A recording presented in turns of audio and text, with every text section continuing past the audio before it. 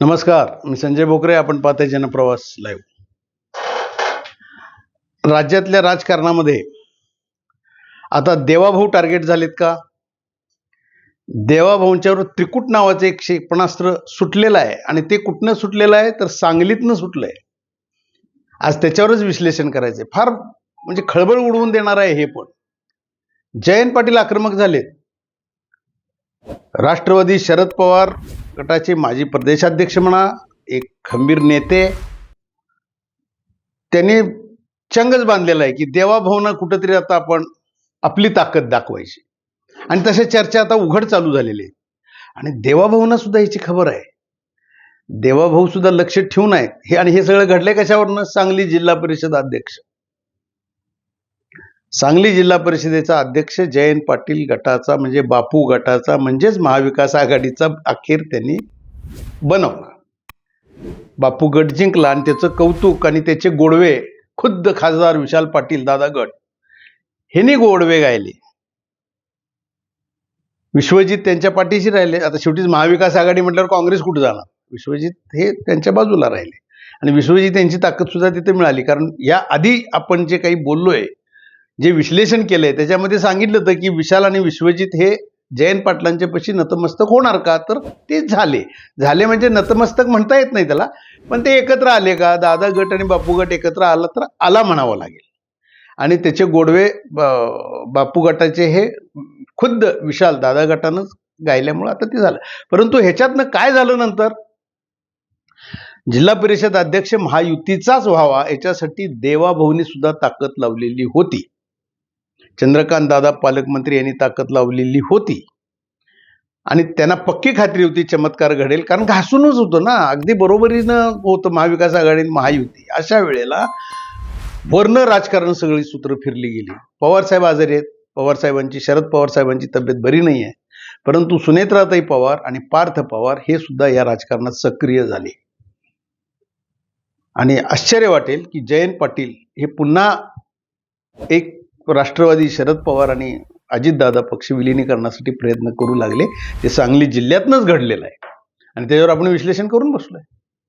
आणि ही फॅक्ट खरी ठरली.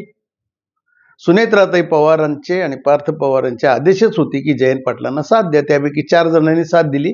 संजय काकांनी बरोबर ठरवून 1-2 इकडे ठेवली. म्हणजे महायुतीला सुद्धा आम्ही आहोत, इकडे सुद्धा आहोत असं ते दाखवायचं काम मात्र राजकारणात हे दिसलं. पण देवाभाऊंना कळत नाही का? हे सगळं कळतंय. हे राजकारण झालंय. आतनं सगळी साथ दिलेली आहे. रोहित पवार यांची भूमिका आता बघतोय आपण. अजितदादांचा घातपात की अपघात हे आता सगळं पुढे यायला लागले. अशा वेळेला जयंत पाटील, रोहित सुद्धा परत एकत्र आलेले दिसत आहेत. पवारसाहेबांची तब्येत नाही आहे चांगली. मग आता कुठेतरी हे विलिनीकरण व्हावं आणि देवाभाऊंच्यावरच आता आपलं क्षेपणास्त्र सोडावं आणि त्याच्यासाठी विश्वजित विशाल यांची साथ घ्यायची. आणि हे त्रिकूट क्षेपणास्त्र आता झालेलं आहे. पण हे टिकणार का? हा विश्लेषणाचा मुद्दा आहे. देवाभाऊंच्यावर आता मी म्हणणारी क्षेपणास्त्र चालत गेली, परंतु ती त्यांनी हवेतच गेली. ती विसरून माझी किती त्यांनी ताकद लावायचा प्रयत्न केला आतापर्यंत. शरद पवारांचे 2 तुकडे पक्षाचे केले का नाही? राष्ट्रवादीचे 2 तुकडे केले, शिवसेनेचे 2 तुकडे केले. कुठं काय ह्यांचं कितीही प्रयत्न केले देवाभाऊंच्यावर आघात करायचे, त्यांच्यावर अटॅक करायचे, क्षेपणास्त्र सोडायचे, तरी सुद्धा उपयोग झालेले आहेत का? परंतु आता जयंत पाटील यांना आता खात्री वाटते की जिल्हा परिषद मी आता ताब्यात घेतली. देवाभाऊंनी एवढी ताकद लावली, देवाभाऊंनी प्रयत्न केले, पालकमंत्री चंद्रकांत दादांनी प्रयत्न केले, तरी सुद्धा मी जिंकलंच. आणि आता राज्यात आपण खळबळ उडवून देऊया. याच्या पाठीमागं आता परत हे विलिनीकरण होणार आणि आपण पवार कुटुंबियांची सगळ्यांची साथ घेऊया.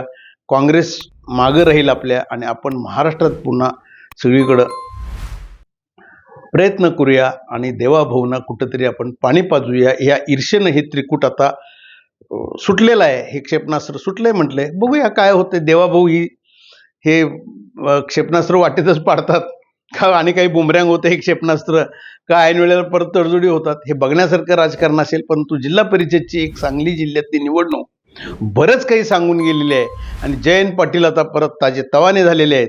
शरद पवार आणि अजितदादा राष्ट्रवादी दोन्ही गट एकत्र येतात की काय हे पण बघण्यासारखं असेल. आणि हे एकत्र येऊन देवाभाऊंच्यावर अटॅक करायचा, देवाभाऊंना टार्गेट करायचं आणि देवाभाऊ आता ह्याची किती दखल घेतात आणि कसं हे क्षेपणास्त्र परतवून लावतात हे बघण्यासारखं असेल. आज इथंच थांबू, उद्या पुढच्या भागात.